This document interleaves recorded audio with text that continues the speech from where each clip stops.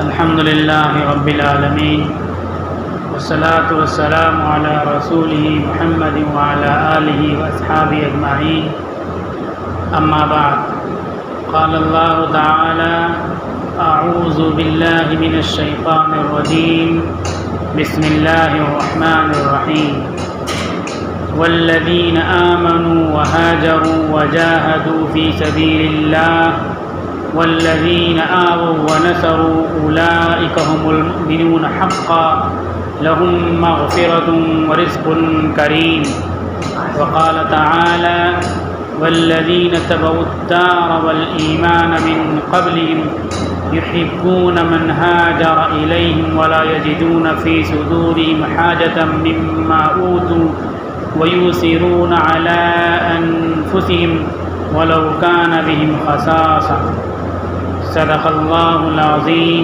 معزز سامعین، محترم حضرات، ہجرت کے پہلے مسجد نبوی کی تعمیر اور مسجد نبوی میں ہونے والے کام، دوسری بڑی دو چیزیں مواخات اور دیگر قوموں سے آپ صلی اللہ علیہ وسلم کی دوستی اور معاہدے میثاق۔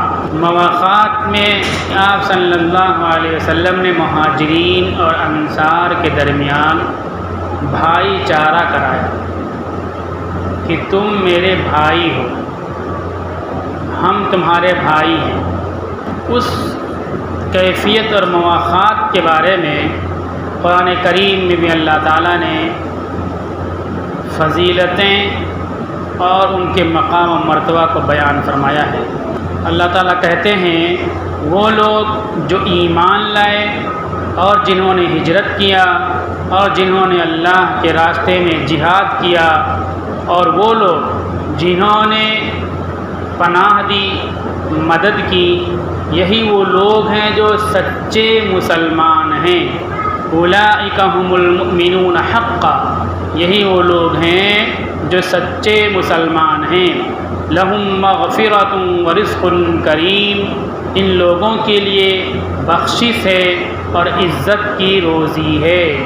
دوسری آیت ہے جو لوگ پہلے ہی سے مدینہ میں ایمان کے ساتھ مقیم ہیں، وہ لوگ ان لوگوں سے محبت کرتے ہیں جو ان کی طرف وطن چھوڑ کر کے آتے ہیں، ان کی طرف ہجرت کر کے آتے ہیں، اور وہ اپنے دلوں میں کوئی ضرورت نہیں محسوس کرتے، اپنے دلوں میں مہاجرین کی وجہ سے کوئی تنگی نہیں محسوس کرتے۔ مما اوتو، جو کچھ مہاجرین کو دیا جاتا ہے اس کو دیکھ کر کے اپنے دل میں حاجت نہیں محسوس کرتے، تنگی نہیں محسوس کرتے۔ وَيُؤْثِرُونَ عَلَىٰ أَنفُسِهِمْ، اور وہ اپنی جانوں پر ان کو ترجیح دیتے ہیں۔ وَلَوْ كَانَ بِهِمْ خَصَاصَةٌ، اگرچہ وہ لوگ تنگی اور پریشانی میں ہوں۔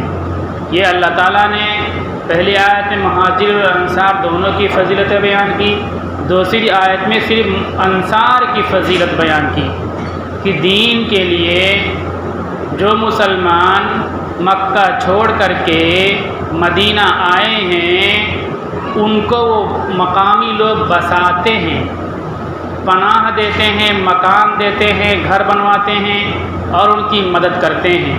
تو وہ مہاجر مسلمان اور یہ دونوں اولئک هم المؤمنون حقا، سچے مسلمان یہ ہیں۔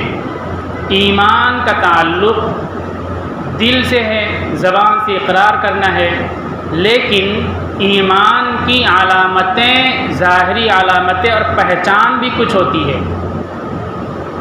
اللہ تعالیٰ کہتے ہیں کہ یہ ان کو پہچان لو، یہ ہیں پکے مسلمان جو دوسرے مسلمانوں کو دینی نسبت پر اپنے یہاں ٹھکانہ دیں، اپنے یہاں بسائیں، دینی معاملے کی وجہ سے دینی بھائی ہونے کی بنیاد پر مدد کریں۔ یہ سچے مسلمان ہیں۔ دین کے لیے اپنا وطن چھوڑیں، اپنے ایمان کے لیے اپنا وطن چھوڑیں اور اس طرح پریشانی میں پڑ جائیں، یہ بھی سچے مسلمان ہیں۔ ان کے لیے مغفرت کا اللہ کی طرف سے وعدہ ہے اور عزت والی روزی، رزق کریم، عزت والی روزی دنیا میں بھی مل سکتی ہے اور آخرت میں تو یقینی ہے کہ ان لوگوں کو عزت والی روزی ملے گی۔ یہ مہاجرین کی مدد کرنے والوں کی فضیلت ہے اور مہاجرین کی فضیلت ہے۔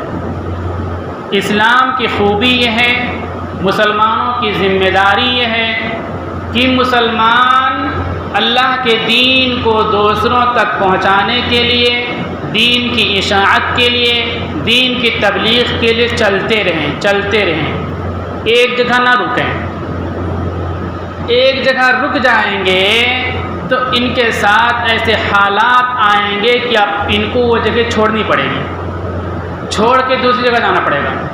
اب دوسری جگہ جانا ہے تو وہاں جو مسلمان ہیں ان کی ذمہ داری ہے کہ اپنا وطن چھوڑ کر کے آنے والے مسلمانوں کو پناہ دیں، ان کی مدد کریں، ان کا ساتھ دیں۔ وَلَا يَجِدُونَ فِي صُدُورِهِمْ حَاجَةً، اپنے دل میں کوئی تنگی نہ محسوس کریں کہ یہ باہر کے آ رہے ہیں، ان کی وجہ سے ہماری دکانیں کم ہو جائیں گی، ہمارے کاروبار مندے ہو جائیں گے، یہ دکان پہ چھا جائیں گے، روزگار کے ذرائع کم ہو جائیں گے۔ یہ تنگی اپنے دل میں محسوس نہ کریں، ان لوگوں کے لیے فضیلتیں ہیں۔ اور اس نظام کی وجہ سے، اسلام کی برکت کی وجہ سے ہر دور میں ہمیشہ مسلمانوں نے دوسرے علاقے سے آنے والے مسلمانوں کا استقبال کیا ہے اور مسلمانوں نے، اہل ایمان نے اپنے دل میں تنگی محسوس نہیں کی ہے۔ جو جتنا زیادہ پکا ایمان والا ہوگا اس کے دل میں باہر سے آنے والے مسلمانوں کے تعلق سے اتنی ہی زیادہ تنگی نہیں ہوگی بلکہ خوشی ہوگی، وہ دوسرے مسلمانوں کی مدد کرے گا۔ مسلمانوں کے مقابلے میں وہ قومیں جو اللہ کو نہیں مانتی ہیں وہ انہی کے خون کے لوگ ہوں گے، پھر بھی وہ ان کو قبول کرنے کے لیے تیار نہیں ہوں گے۔ صرف مسلمان ایسی قوم ہے جو پوری دنیا کے مسلمانوں کو اپنا بھائی سمجھتی ہے اور اس کا استقبال کرتی ہے۔ اس پر بے شمار مثالیں ہیں۔ اسلام مسلمانوں کو یہ تعلیم دیتا ہے کہ اپنے بھائیوں کے لیے ہمیشہ اپنے دروازے کھلے رکھیں، اپنے شہروں کے دروازے کھلے رکھیں، اپنی آبادیوں کے دروازے کھلے رکھیں، اور اپنے بھائی جو دوسری جگہ ستائے جاتے ہوں وہ تمہارے یہاں آئیں، ایمان کی نسبت ان کو بھائی جانو اور ان کو پوری طرح سے کوآپریٹ کرو، ان کا ساتھ دو۔ انصار مدینہ نے مہاجرین کا ساتھ دیا، اللہ کے نبی کے فرمان کے مطابق سب نے ایک دوسرے کو بھائی بھائی بنا لیا۔ یہ مسلمانوں کی خصوصیت ہے، مسلمانوں کی صفت ہے، دین کی تعلیم ہے۔ مسلمانوں کو ہمیشہ اس پر قائم رہنا ضروری ہے۔ اگر کسی مسلمان کو دوسرے باہر سے آنے والے مسلمان کو دیکھ کر کے دل میں تنگی محسوس ہوتی ہو اور اس کی نصرت اور مدد کا جذبہ نہ پیدا ہوتا ہو، اس کا مطلب یہ کہ اس کا ایمان کمزور ہے۔ باہر کے آنے والے مسلمان کے تعلق سے اس کے دل میں ہمدردی پیدا ہوتی ہو اور محبت کا جذبہ، تعاون کا جذبہ پیدا ہوتا ہو۔ اللہ تعالیٰ کہتے ہیں اولئک هم المؤمنون حقا، یہی وہ لوگ ہیں جو سچے مسلمان ہیں۔ اللہ گواہی دیتے ہیں ان لوگوں کی ایمان کی جو باہر سے آنے والے مسلمانوں سے ہمدردی رکھتے ہیں، ان کا تعاون کرتے ہیں۔ جب جنگ آزادی میں علماء انگریزوں سے مقابلہ کر رہے تھے تو انگریزوں کو یہ محسوس ہوا کہ سب سے زیادہ طاقت کے ساتھ انگریزوں سے مقابلہ مسلمان کر رہے ہیں، تو 1857 کی جنگ ہار گئے علماء۔ اب یہ ہوا کہ مسلمانوں کے سربراہ علماء اس جنگ میں تھے، تو اب جتنے مسلمان جہاں مل جائیں، جتنے علماء ملے، سب کو ایک طرف سے قتل کر دو، ان کو لوٹ پھاٹ لو، ان کے گھر کو ویران کر دو۔ انگریزوں نے علماء کو قتل کرنے کا ایک بڑا پلان بنایا۔ اب علماء کیسے جانے گی کہ کون عالم ہے کون عالم نہیں ہے؟ تو اس کی پہچان یہ طے کی گئی کہ کرتا پہنی ہوئی ہو، جس کے سر پہ ٹوپی ہو، چہرے پہ داڑھی ہو، وہ عالم ہے۔ بس جس کی لمبی داڑھی، جس کے ٹوپی، جس کے کرتا، اس کو فوراً قتل کر دو۔ چنانچہ اسی نظام کے تحت انگریزوں کی طرف سے مسلمانوں کا قتل عام، مسلم علماء کا قتل عام شروع ہوا۔ بہت سے گھر ویران تباہ برباد ہو گئے۔ اسی میں سے بہت سے لوگ ادھر ایم پی میں ہولکر اسٹیٹ تھا اور دوسرے راجا تھے، نواب صاحب بھوپال کے تھے، یہ سب انگریزوں کے ساتھ تھے، تو ادھر جنگ نہیں ہو رہی تھی تو ہجرت کر کے یہاں آئے، یہ سب انگریزوں کے ساتھ تھے، لیکن اپنے مسلمان بھائیوں کو انہوں نے پناہ دی، جگہ دی اور یہاں رہے۔ تو اس طرح سے اسلام یہ کہتا ہے کہ باہر سے آنے والے اپنے بھائیوں کو جگہ دو، ان کو ساتھ دو، ان کو دیکھ کر کے دل میں تنگی نہ محسوس ہو۔ لیکن دشمن اس کی افادیت کو سمجھتا ہے، جو اسلام کے دشمن ہیں، کہ مسلمان پوری دنیا کے بھائی ہیں، ان کی اخوت کو، ان کے بھائی چارے کو مختلف انداز میں ختم کیا جائے۔ اس میں مختلف چیزیں، اس میں ایک بات یہ بھی ہے کہ یہ مصر کے ہیں، یہ شام کے ہیں، یہ سعودی کے ہیں، یہ عراق کے ہیں، یہ ایران کے، سب کو بانٹ دو، سب بٹ گئے۔ کرکٹ کے کھیل ہوتے ہیں اس وقت مصر میں اور اردن میں، فرض کرو اردن کی ٹیم ہار جاتی ہے مسلمان مصر سے، تو اردن کے مسلمان شام کے مسلمانوں کو مارتے ہیں کہ ہماری پارٹی کو کیوں ہرا دیا، ادھر آج ان کو مارتے، لگتا ہے کہ بہت بڑا جنگ، بہت بڑا جہاد کر رہے ہو، آپس میں اتنی دوریاں خلیج پیدا ہو گئی۔ اس ملک سے مزدوری کرنے لوگ وہاں جاتے ہیں روزگار کے لیے، ان کو علاقے کی بنیاد پر ان کی توہین کی جاتی ہے، ان کی تذلیل کی جاتی ہے علاقے کی بنیاد پر۔ تو یہ جو چیزیں ہم کو نظر آتی ہیں اس بات کی غماز ہیں کہ ایسا کرنے والوں کے سینے میں وہ دل نہیں ہے جو کامل ایمان سے منور اور روشن ہو۔ کامل ایمان والا مسلمان دنیا کے کسی بھی علاقے کے مسلمان ہو، اس کا اکرام کرے گا، اس کا احترام کرے گا، اس کی کوئی ضرورت ہوگی تو اس ضرورت کو پوری کرے گا۔ یہ سوچ جو پیدا ہوئی انگریزوں نے پیدا کی، اسلام دشمنوں نے پیدا کی، اور اسلام دشمنوں نے گلے میں دشمنی کا پٹا پہن کر کے نہیں پیش کی، بلکہ اسلام دشمنوں نے دینی رہبر اور پیشوا بنا کر کے مسلمانوں میں ایسے لوگوں اور منافقوں کو کھڑا کیا جس نے اس سوچ کو مسلمانوں کے اندر پیدا کر دی کہ اپنے علاقے کے لوگ اپنے لوگوں کا ساتھ دو، باہر سے آنے والے مسلمانوں کو ان کا ساتھ دینے کی ضرورت نہیں ہے، ان کو بھگانے کی ضرورت ہے۔ یہ سوچ پیدا ہو گئی، اتنی زیادہ یہ سوچ پیدا ہو گئی کہ عرب میں لارنس آف عربیہ تھا، وہ بہت بڑا عالم بن گیا، اسلام دشمنوں کا بھی، انگریزی نام لارنس آف عربیہ ہے، بہت تقریریں اچھی کرتا تھا، دین کی باتیں کر، عرب میں جگہ جگہ لوگ، ہزاروں لاکھوں لوگ اس سے بیعت ہو گئے۔ جب پیر بن گیا ہو تو اس نے لوگوں کو سمجھانا شروع کیا کہ خلافت عثمانیہ ترکی میں ہے، یہ عجمی لوگ ہیں، عرب کے لوگ ہیں، حجاز کے لوگ ہیں، ہمارے اوپر وہ حکومت کرتے ہیں۔ لیکن مسلمانوں کے ذہن میں یہ بات نہیں آ رہی تھی، مسلمان اس کی بات مان نہیں رہے تھے۔ ایک حکومت تھی پوری کی پوری، یونائٹڈ حکومت تھی مسلمانوں کی، متحدہ۔ اس نے پھر کچھ لٹیروں، ڈاکوؤں کو تیار کیا، ہر علاقے کے لٹیرے ڈاکو جو ڈاکہ زنی لوٹ پھاٹ کیا کرتے تھے۔ یہ سعودی کی جو موجودہ حکومت، ان کے باپ دادا بھی لٹیرے ڈاکو تھے۔ یہ ہوا کہ تم خلافت عثمانیہ کے لوگوں کو قتل کرو گے، ان کو ختم کرو گے تو تم کو یہاں کی حکومت دے دی جائے گی، تم بادشاہ بن جاؤ گے۔ چنانچہ ان ڈاکوؤں نے لارنس آف عربیہ کے کہنے پر روپیے پیسے لے کر کے مسلمانوں کا قتل عام شروع کیا، یہ کہہ کر کے کہ تم دوسرے علاقے کے ہو، تم ترکی کے رہنے والے ہو، تم عثمانی ہو۔ قتل کیا، پورے حجاز میں ہر جگہ خون خرابہ کا بازار علاقے کی بنیاد پر گرم ہو گیا۔ اور پھر حرم کے اندر جہاں بچھو، بندر، بلی کو مارنا گناہ ہے، وہاں بھی عثمانی مسلمانوں کو ان کے باپ داداؤں نے قتل کیا، علاقے کی بنیاد پر قتل کیا، یہ کہہ کر کے قتل کیا کہ تم ترکی کے رہنے والے ہو، تم عثمانی ہو، تم عربی نہیں ہو، تم ہمارے پر حکومت کرتے ہو، تم کو یہاں انٹری کی اجازت نہیں، تم کو قتل کیا جائے گا۔ قتل کرتے رہے، اور پھر بندر بانٹ کر کے 54 ملک بن گئے۔ 54 ملک بن گئے تو وہ 54 ایک نہیں رہ سکے، سب آپس میں لڑ رہے ہیں۔ یہ کفر کی چیز ہے، منافقت کی چیز ہے۔ اسلام یہ کہتا ہے کہ دین کے لیے ہجرت کرنے والوں کو اپنے علاقے میں آنے پر ان کی مقامی مسلمان مدد کریں گے، نصرت کریں گے۔ جب مدد کریں گے، نصرت کریں گے، اولئک هم المؤمنون حقا، تو یہ وہ لوگ ہیں جو سچے مومن ہیں۔ اللہ ان کے ایمان کی گواہی دیتا ہے، ان کے مسلمان ہونے کی گواہی دیتا ہے۔ یہ معمولی بات نہیں ہے، مسلمانوں پر ہر دور میں ایسے حالات آتے رہیں گے کہ ایک جگہ چھوڑ کر کے ان کو دوسری جگہ جانا پڑے گا اور دوسری جگہ جائیں گے تو کوئی نہ کوئی جڑ بنیاد وہاں ہونی چاہیے، کچھ نہ کچھ مددگار وہاں ہونے چاہیے کہ وہ وہاں بچ سکیں۔ مسلمانوں کی شریعت میں اللہ تعالیٰ بات داخل کی ہے، یہ حکم دیا مسلمانوں کو کہ مسلمان چلتے رہیں، چونکہ یہ داعی قوم ہے، اللہ کا پیغام لے کر ان کے پاس ہے، پیغام پہنچانے کا کام چل کر کے ہوتا ہے، نہیں چلیں گے ایک جگہ رک جائیں گے تو اللہ کا پیغام دوسروں تک کب کیسے پہنچے گا؟ ہم چلتے نہیں ہیں تو اللہ تعالیٰ حالات ایسے پیدا کرتے ہیں کہ ہم کو پھر چلایا جاتا ہے، چلو چلو چلو یہ جگہ چھوڑو، بہت کاروبار کر لیا تم نے، بہت دکانیں کر لی، چلو تم چلو دین کے لیے چلو۔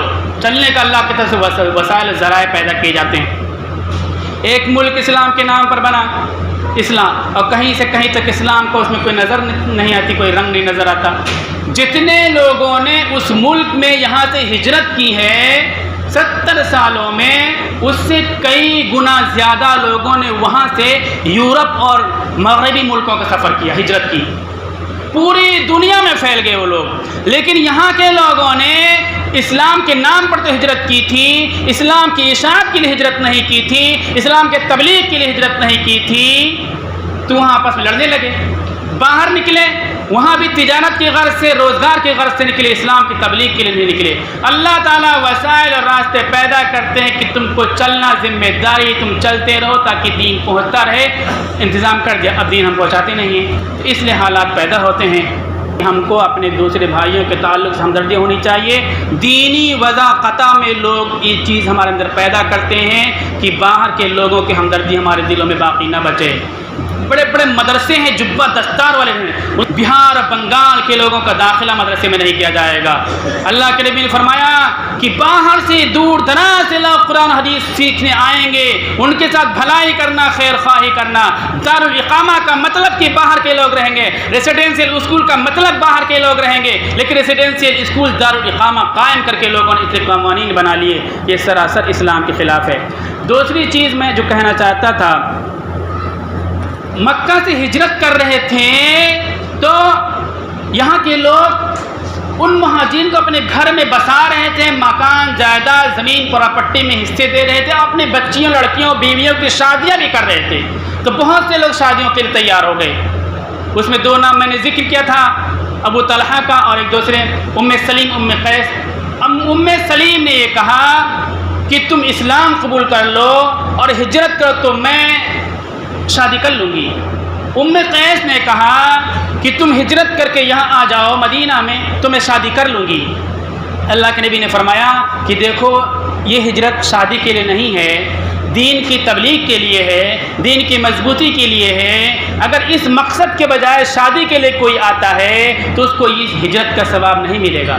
لیکن اس میں ایک بڑی بات یہ معلوم ہوئی کہ ہماری عورتیں، ہماری بہنیں، ہماری بیٹیاں بھی اس وقت جب اسلام غریبی کے عالم میں تھا، مہاجروں کے کندھے پر مکہ سے چل کر کے مدینہ کی طرف آ رہا تھا، وہاں ہماری عورتیں بھی اسلام کو طاقت دینے کے لیے کھڑی تھیں، اسلام کے بازو بن کے کھڑی ہو گئی تھی۔ وہ یہ کہتی تھی اسلام قبول کر لو، ہجرت کر لو، مسلمانوں کی طاقت بن جاؤ تو ہم تم سے شادی کر لیں گی۔ اتنا ان کا ایمان مضبوط تھا۔ آج ہماری عورتوں، ہماری بہنوں، بیٹیوں کا کیا حال ہے کہ شادی کے لیے اپنے مذہب کو چھوڑ رہی ہیں، اپنے دین کو چھوڑ رہی ہیں۔ اس کی بہت سی وجوہات ہیں، اس میں ایک بڑی وجہ یہ ہے کہ دین کی باتیں ہماری بہنوں بیٹیوں کی کان میں نہیں پڑا کرتی ہے۔ شادی کے سلسلے میں اسلام میں ذات برادری نہیں ہے، ذات برادری نہیں ہے۔ ہم نے ذاتوں کو پکڑ لیا، ایک تو علاقہ کے نپٹ گئے، دوسرا ذاتوں کو پکڑ لیا۔ میں ناموں کو گنایا جاتا ہوں۔ حضرت زید غلام تھے، ان کی شادی 4 قریشی ہاشمی رسول اللہ کے گھر کی عورتوں سے ہوئی۔ سب سے پہلے حضرت زید کی نکاح میں حضرت زینب رضی اللہ عنہا رسول اللہ صلی اللہ علیہ وسلم کی پھوپھی ذات بہن آئیں۔ آپ صلی اللہ علیہ وسلم کے مشورے سے یہ نکاح ہوا۔ اس کے بعد رسول اللہ صلی اللہ علیہ وسلم نے اپنی پھوپھی کے نواسی حضرت ام کلثوم بنت عقبہ رضی اللہ عنہا سے ان کی شادی کر دی۔ ان کے بعد حضور کے چچازاد بہن درہ بنت ابی لہب سے نکاح کر لیا۔ ان کے بعد حضور صلی اللہ علیہ وسلم کی پھوپھی ذات بہن ہند بنت العوام سے نکاح کیا۔ غلام تھے، یہ 4 عورتوں سے شادی ہوئی۔ حضرت زید کے بیٹے اسامہ غلام کے بیٹے، ان کی شادی بھی بنت قیس سے شادی ہوئی۔ اور حضرت اسماء بکر رضی اللہ تعالیٰ عنہ کی بیٹی تھی، ان کی حضرت اسماء مالدار تھی، ان کی شادی غریب زبیر بن العوام سے ہوئی۔ ان کی یہاں جانور کھلانے کے لیے کوئی نہیں تو خود جانور کھلاتی جا کر کے۔ حضرت عبداللہ بن مسعود کی شادی، جب غریب تھے ان کی شادی زینب سے ہوئی۔ یہ زینب بنت معاویہ مالدار خاتون تھی، جبکہ حضرت عبداللہ بن مسعود رضی اللہ تعالیٰ عنہ نادار صحابی تھے۔ اور حضرت بلال غلام تھی، ان کی شادی عبد الرحمن بن عوف کی بہن حالہ بنت عوف سے ہوئی۔